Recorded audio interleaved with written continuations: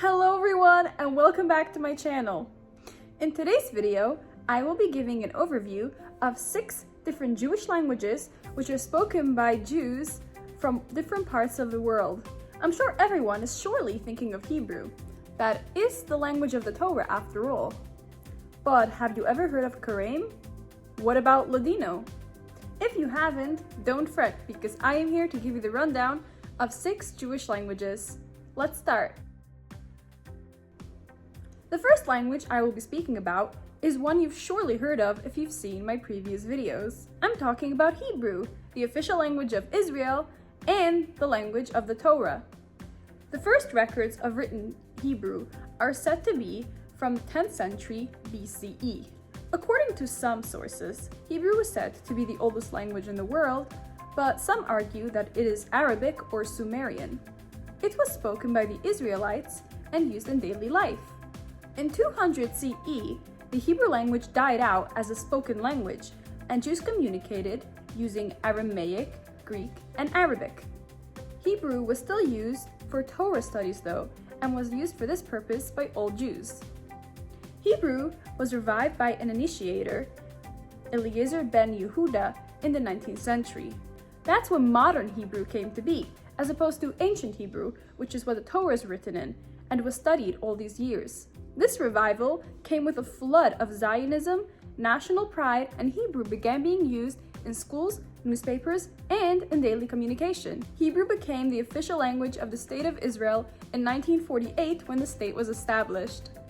Nowadays, there is a total of 6.1 native Hebrew speakers living mostly in Israel, and another 3 million speakers worldwide, with a total of 9 million Hebrew speakers. Hebrew, ancient and modern, belongs to the Semitic language tree and is on the west branch of this language tree. It is related to Arabic and Aramaic.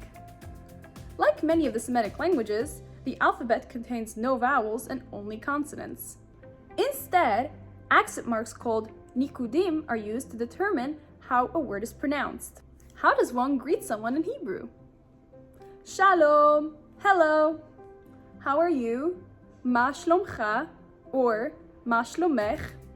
My name is Shemi. Ma shimcha. What's your name? Or Ma shemech. How does Hebrew sound when it's spoken by a native? Let's listen to a sample now. זה ג'רבה, זה אי בתוניסיה. שם יש הרבה משפחות יהודיות ומשפחות מוסלמיות שגרו וחיו ביחד.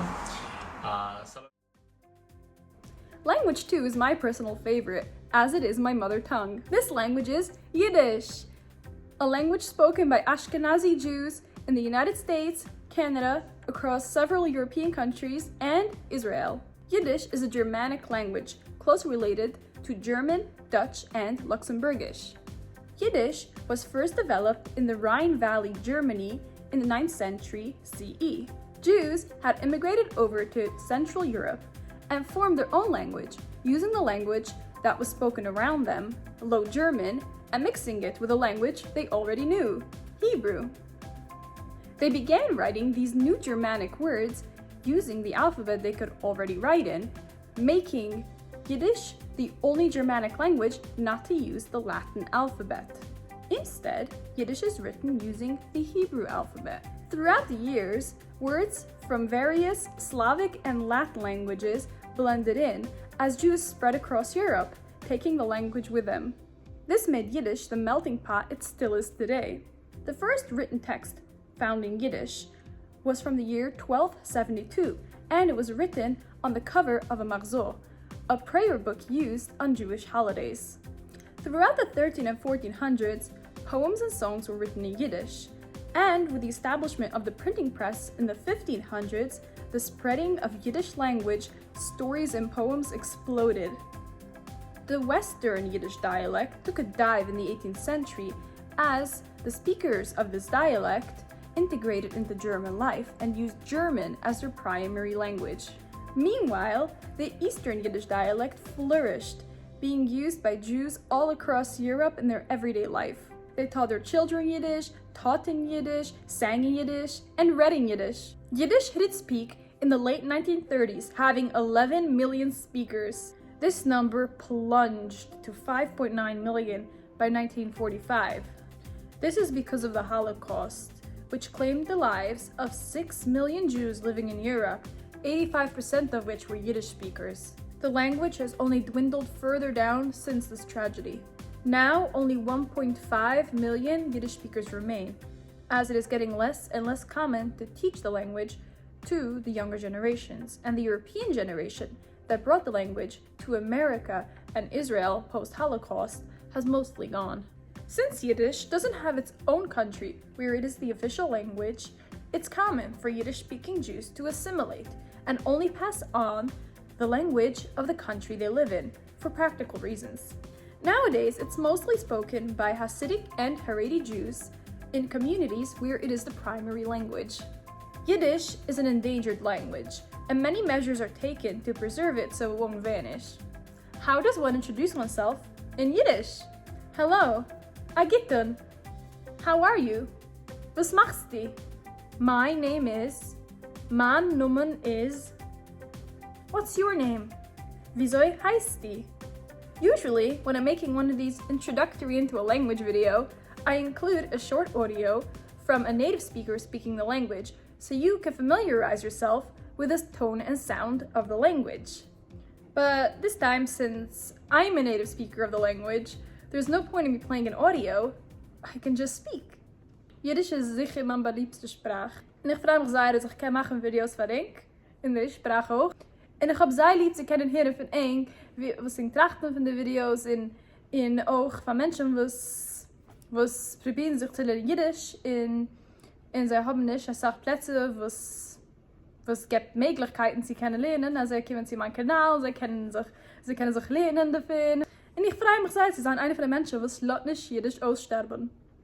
Ich meine, dass meine beliebste Sache von der Sprache ist, die Wörter, was man nicht übersetzen von Jiddisch. The third language I will be speaking about is one that I've briefly mentioned in this video before. Aramaic is a Semitic language spoken by 500,000 people in the Middle East and Eurasia.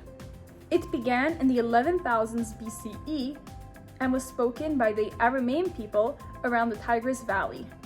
Soon it spread to Mesopotamia during the Neo-Assyrian Empire, 911 to 605 BCE, which is when it became a prominent language. In fact, it replaced the other languages of countries to which it spread, like Lebanon, Iraq, Israel, and Turkey. Aramaic then replaced Hebrew as the primary Jewish language, and the Babylonian Talmud, the Jerusalem Talmud, and the books of Ezra and Daniel were written in Aramaic. Within the Jews, Aramaic was used among the common folk, while Hebrew was still spoken in the government and among the upper class.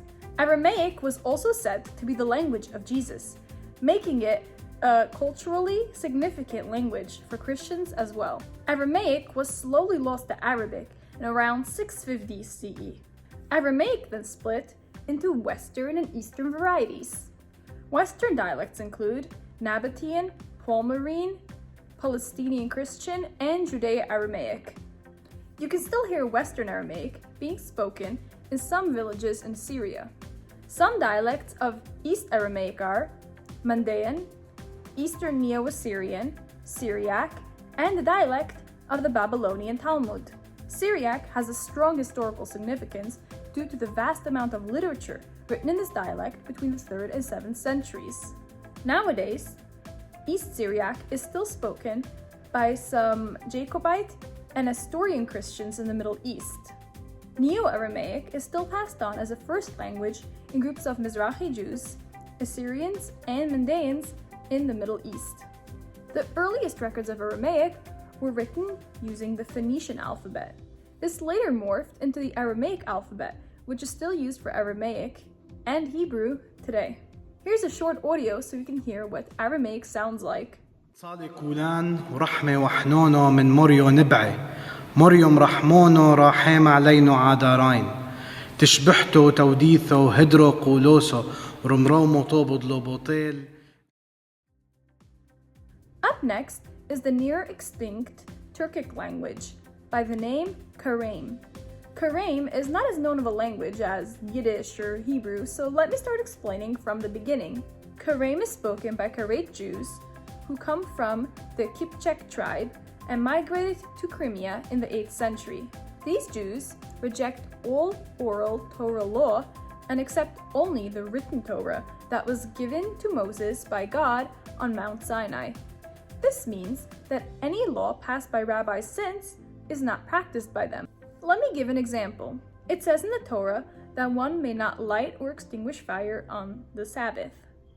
Rabbis have since concluded that one may have a fire burning in their home on the Sabbath as long as they didn't light it or don't blow it out on the Sabbath.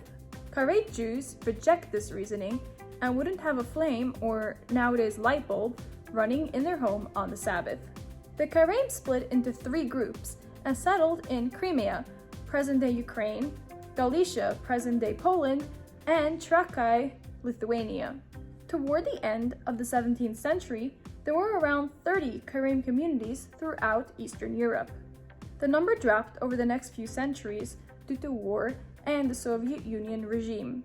Much of the history of the formation of the language and the spreading of the Karaim Jews is still under debate, as it's quite unclear.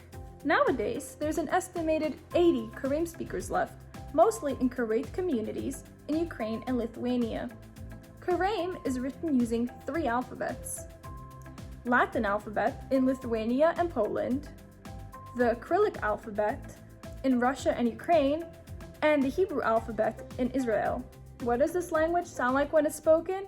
Let's have a listen. Az lehka bola let emin, ki uvin ladmie te yishlemie, ol keshekebek iome az lehka. Az salai mach andi chiem faidalan mach, bailahan busaila machbe, bukirtil. Language number 5 is the one the Sephardic Jews, or Spanish descent Jews, may have been waiting for, and this language is called Ladino. Ladino, also known as Judeo-Spanish, is a Romance language derived from Old Spanish. At the time of the expulsion of Jews from Spain in 1492, Jews spoke a variety of Romance languages in the Iberian Peninsula. Following the expulsion, Jews resettled in the Ottoman Empire, and Jews from the Ottoman Balkan, Western Asia, and North Africa developed their own Romance dialect mixed with Hebrew words. This is what is nowadays Judeo-Spanish. The earliest known literature in this language is Torah translations. In later decades, secular literature appeared, including theater, poetry, and biographies. The Ladino dialects are often not mutually comprehensible due to the approximate 30% of loanwords. This is because the loanwords are regional, and the Balkan Ladino speakers will mix in Slavic words. The Greek Ladino speakers will use Greek words, and the Turkish Ladino speakers will have integrated Turkish. Like Yiddish, the number of speakers plummeted during the Holocaust. It's said that there were about 63,000 speakers in Salonika, Greece, in the late 1920s. That number became 53,000 by 1940, after the deportation of 50,000 Salonican Jews, many of which were Ladino speakers. Ladino is a severely endangered language, as most of the speakers are from the older generation that haven't passed it down since immigrating to Israel. There are still some Ladino-speaking communities in Latin America, but those are at risk of being faded out to modern Spanish. In the early 2000s, some efforts to publish Ladino folk tales and other literature were made in order to preserve the language. Nowadays, there is a total of 60,000 speakers left. While it's generally not taught as a first language anymore, some communities in Bosnia and Herzegovina, Serbia, and Washington, United States, still say some of the Sabbath prayers in Ladino. Judeo-Spanish was originally written using the Rashi alphabet, but after the fall of the Ottoman Empire, it switched to using the Latin alphabet. Let's take a look at some common phrases. ¿Cómo te llamas? What's your name? ¿Cómo estás? How are you? Let's have a listen to a short passage in Ladino. Un día de Pesaj. Y mi madre nos contaba que frío en primero los bimuélicos y después tomó la valichica, que era pronta, y se fue caminando al hospital, que no era muy lejos, era muy cerca. The sixth and last language I will be sharing with you today is Judeo Arabic. This is a distinction of Arabic used by Jews in the Arabic region. The history of Judeo Arabic can be divided into 5 stages. Pre-Islamic Judeo Arabic, which is before the 8th century. Early Judeo Arabic, 9th to 10th century. Classic Judeo Arabic, 10th to 15th century. Later Judeo Arabic, 15th to 19th century, and modern Judeo Arabic, post-19th century. Pre-Islam, there are records of Jews in the Arabic region speaking a slightly different dialect of Arabic, using borrowed words from Hebrew and Aramaic, especially in religious settings. In the early days of Islam, Jews living among the Arabic speakers in Iraq, Yemen, Morocco, and eastern Spain developed their own form of Jewish Arabic. As Jews in these countries associated less with Arabic culture in the 15th century, Judeo-Arabic changed drastically. In this era, it began incorporating more Hebrew, differentiating it more from its neighboring language. Nowadays, there is a mere 240,000 speakers left in the world, and this number is steadily decreasing. There are still some speakers left in Jewish communities in Morocco, but most Jews prefer to use the local language over Judeo-Arabic. As Jews were scattered from the Arabian Peninsula in recent centuries, they were forced to integrate into the new lands and didn't pass on this language to their offspring. In Israel, there are some speakers left, but this language has a low status there and has been forcefully suppressed. Unlike most forms of Arabic, this language is written using the Hebrew alphabet. Let's have a listen to what it sounds like. ناس من كل الديانات في مصر، في إسرائيل، في فرنسا، في العالم كله، علشان نتكلم عن تاريخ يهود مصر ونفتكر على طول من اليهود اللي كانوا عايشين في البلد قبل ما سابوا البلد. That's it for today! I hope you enjoyed learning about some Jewish languages. Had you heard of these languages? Which language surprised you the most? Let me know in the comments. Tack för idag, להתראות, tschüss and auf Wiedersehen!